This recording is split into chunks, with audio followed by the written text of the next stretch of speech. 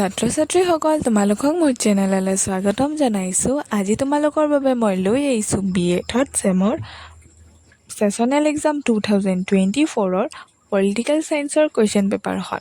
আহা আমি ভিডিঅ'টো আৰম্ভ কৰোঁ।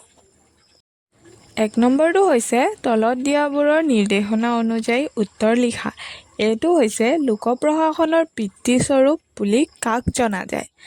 বিটো হৈছে papers on the science of administration গ্ৰন্থখনৰ ৰচকৰ নাম লিখা। চিটো হৈছে লোক প্ৰশাসনৰ বিকাশৰ কোনটো পৰ্যায়ক সোণালী যুগ বুলি জনা যায়। ডিটো হৈছে পদ পুৰস্কাৰ ব্যৱস্থা কি। 2 নম্বৰটো হৈছে তলত দিয়া প্ৰশ্নবোৰৰ যিকোনো তিনিটা অতি চমু উত্তৰ দিয়া।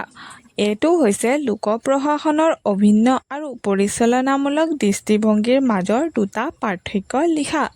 বিটো হৈছে লোক প্ৰশাসনৰ বিকাশত বৰঙণি যোগোৱা দুটা উপাদান লিখা। চিটো হৈছে পদ পুৰস্কাৰ ব্যৱস্থা আৰু মেধা ব্যৱস্থাৰ মাজত যিকোনো দুটা পাৰ্থক্য লিখা। ডিটো হৈছে বৈজ্ঞানিক ব্যৱস্থাপনা তত্ত্বৰ দুটা সমালোচনা লিখা।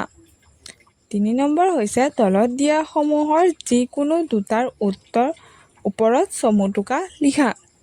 এইটো হৈছে অধ্যয়নৰ এটা বিষয় হিচাপে লোক প্ৰশাসনৰ তাৎপৰ্য। বিটো হৈছে চৰকাৰী আৰু বেচৰকাৰী প্ৰশাসনৰ মাজত পাৰ্থক্য। ডিটো হৈছে প্ৰত্যক্ষ প্ৰৱেশন পদ্ধতিৰ আসোঁৱাহসমূহ। ডিটো হৈছে বৈজ্ঞানিক ব্যৱস্থাপনাৰ তত্ত্বৰ নীতি। 4 নম্বৰ হৈছে তলত দিয়াবোৰৰ যিকোনো দুটাৰ উত্তৰ দিয়া। এইটো হৈছে লোক প্ৰশাসনৰ সংজ্ঞা দিয়া আৰু আধুনিক যুগত ইয়াৰ গুৰুত্ব আলোচনা কৰা। বিটো হৈছে লোক প্ৰশাসনৰ প্ৰকৃতি আৰু পৰিসৰ আলোচনা কৰা। চিটো হৈছে প্ৰৱেশন মানে কি বুজা। প্ৰৱেশন পদ্ধতিৰ লগত জড়িত সমস্যাৰ বিষয়ে আলোচনা কৰা। ডিটো হৈছে মেক্স ৱেবাৰৰ আমোলাতান্ত্ৰিক তত্ত্বৰ পৰীক্ষা কৰা। ধন্যবাদ।